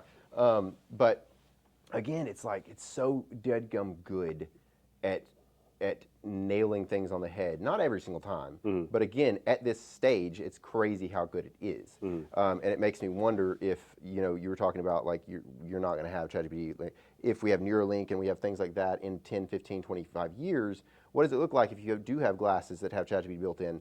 Like right now, there is the ChatGPT. I don't know if it's upgraded on my phone yet, because I don't think every single user has it, but I can literally pull up the camera and it can talk to me live while I have the camera up. So a blind person, for example, can hold it up and be like, is there traffic? Is it safe to go? Blah, blah, blah. And it'll literally respond. It'll talk to you, right? Like you can, like there's this video, this guy's like, he pulls it up and he's like, I can't see the popcorn in my pantry. Is it here? And it's like, yes, it's on the third shelf on the right? Okay. So there's this level already on your phone, and if we move in the direction that I think we're going to be moving, it's going to be like kind of like the teachers that used to say you're not going to have a calculator in your pocket, and now we all have a calculator in our pocket.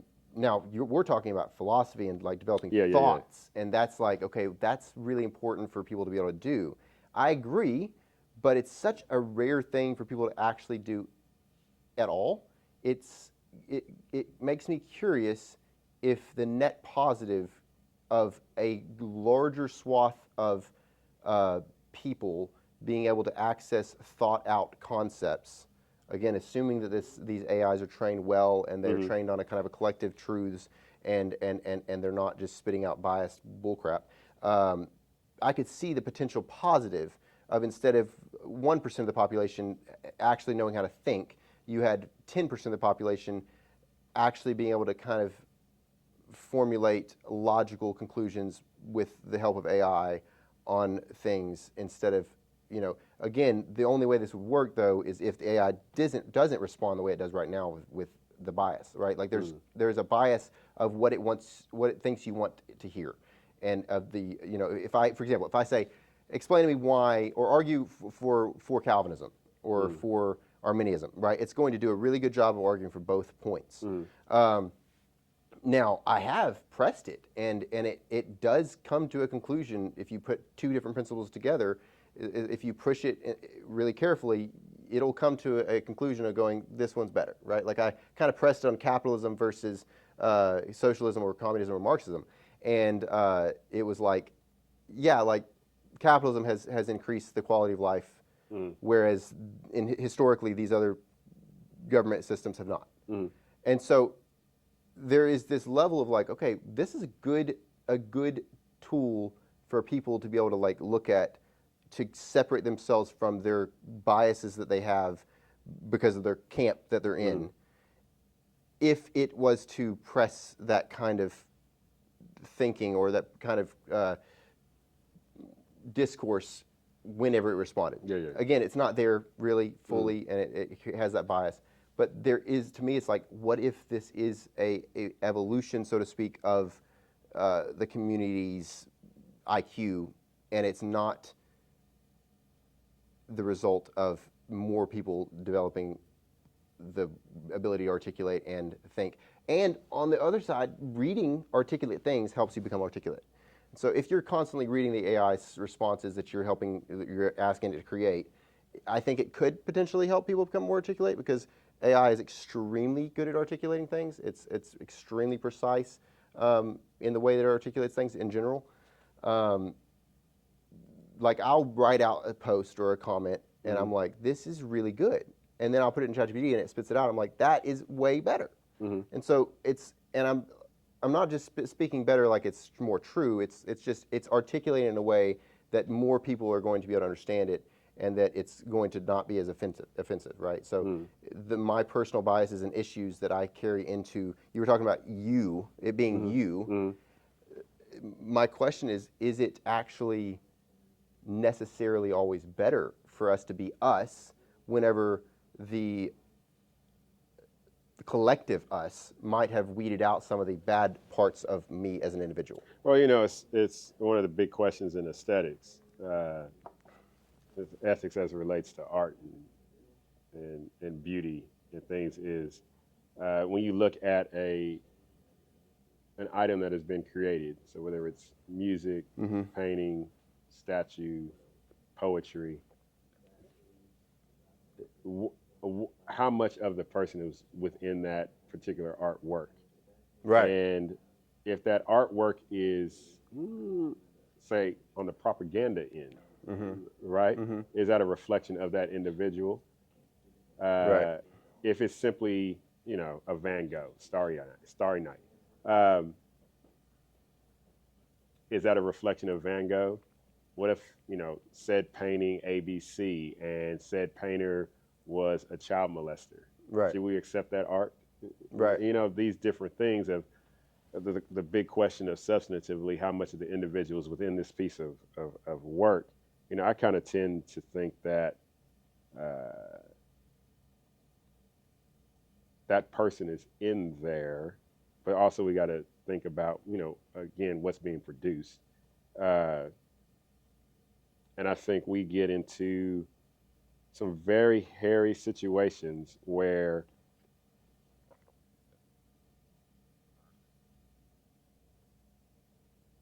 I've gone to a source and asked it to produce me something. Now, again, I'm thinking, as a philosopher and ideas and things like that. Is this me? And then the other question I have to ask, what was it about this work to where you didn't want to spend the time to craft it yourself? Or do I need to view the ChatGPT as a chisel? Right? Yeah, so as you're producing the work, right? Yeah. So my thing is this: who is the primary creator of the work? Mm-hmm. Is it me, or is it this thing I'm talking to or typing in? And I think that's where I'm coming down is who is going to be the primary creator Mm-hmm. of the work? Mm-hmm. And if we are going to move towards deferring creation to an artificial thing, and I guess the next thing is, what if it does become self-aware, Yeah. right? Based on all the collective information that has been given.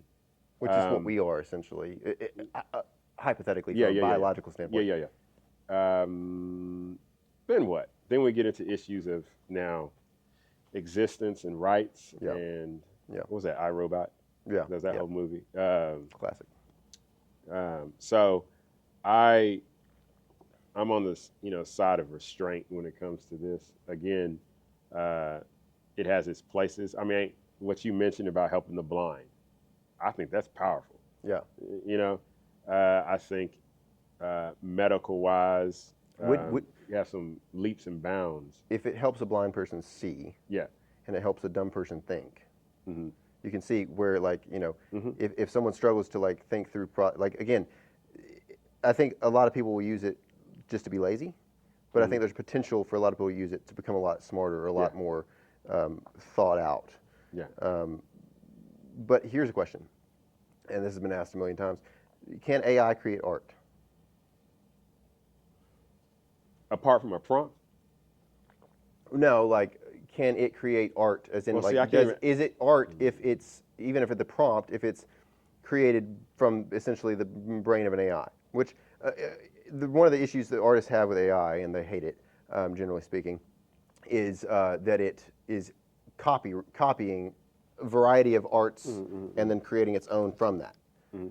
My problem with that is that's what every artist does. Well, see, there's the argument. Every artwork when you say every has the poet, has a foundational. right? So the poet, Robert Frost, like, wrote a lot of poems, and there's a certain subsect of artists that are like great, I think, to a certain degree because of how actually awesome their work is. Van Gogh comes to mind because he wasn't. I think he sold like one painting before he died, and so there was this level of greatness that society kind of accepted later.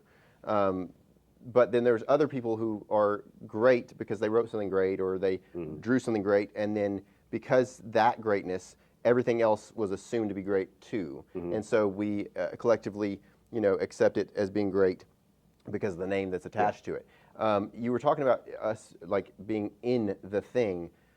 The thing is, we are a collective experience. Like, each one of us has a collective experience, or has had all these experiences that create this, perspective. And there's definitely personal perspective that weighs in, right? Two people can have the exact same experiences and have two different outcomes, for sure. But I think that AI is essentially taking a lot more experiences and potential, like, skill, and giving it to people who can't necessarily create that, artwork themselves from scratch. Yeah, I think if someone wanted to create a poem that couldn't read or write, or someone wanted to create a piece of art that couldn't draw, right? But they used AI with a page, 2-3 pages long of a prompt, giving it very specific instructions on what it want to create. Like, is that art, or is it only art when it comes entirely from the mind of a human? And I don't even know the answer. Like, no, I don't either. I would think I've had friends that have told me AI literally can't make art because art has to be human. Like, art has to be, but it's like, okay, well, AI is human. It's made from human thoughts and trained on human common intelligence or collective intelligence.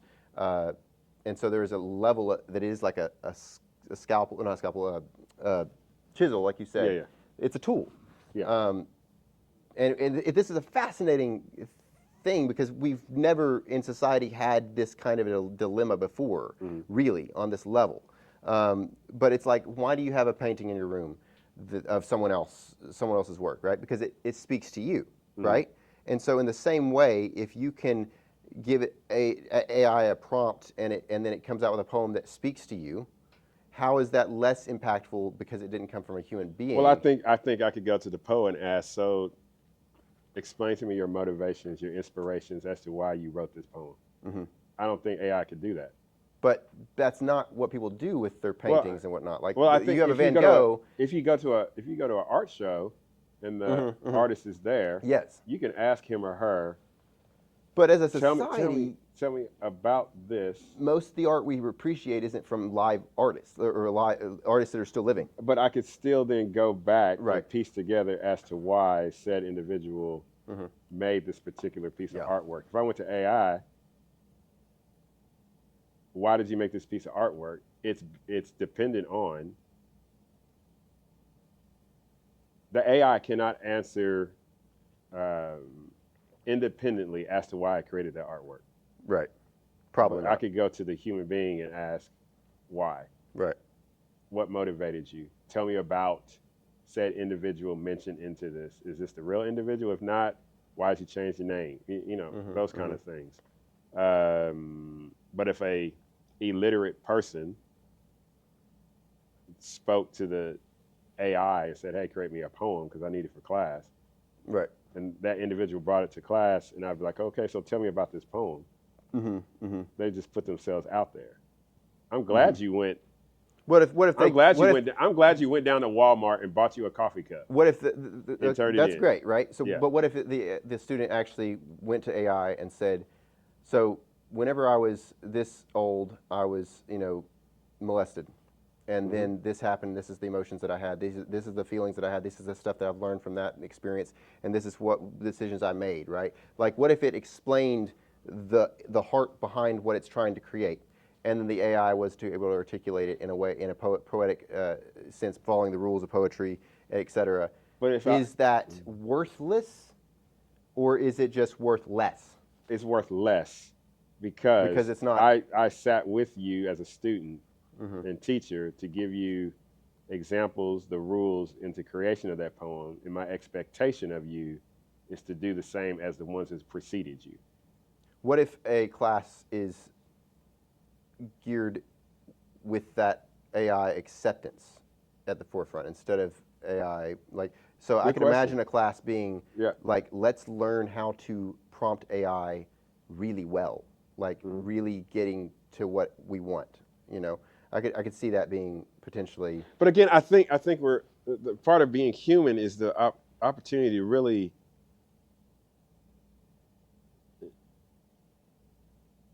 to wrestle with it, to metaphorically put your hands down into the dirt and bring up something that you've made with your hands. And I think AI is taking that activity. If we lean too far into it, AI is going to take that activity away from us. And I think that's part of what helps us understand what it is to be human, is to get down in the dirt and craft something that is going to be a benefit not only to ourselves, but also to other people, right? So that's why we use the term "it's worth less," not worthless. Right. Well, it's 3, so you got to head out at 3, right? Yeah. All right. Well, this is a wrap on this one, and then we'll pick it up hopefully next month.